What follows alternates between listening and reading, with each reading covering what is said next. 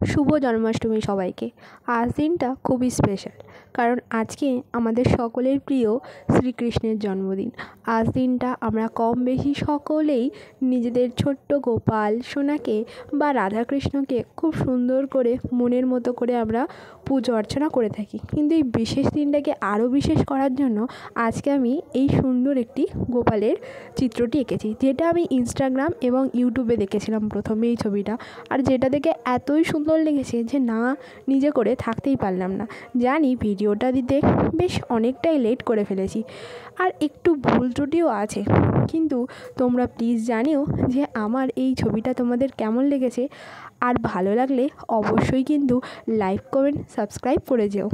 Bye bye, আবার দেখা হচ্ছে পরের কোনো নতুন কোনো ভিডিওতে।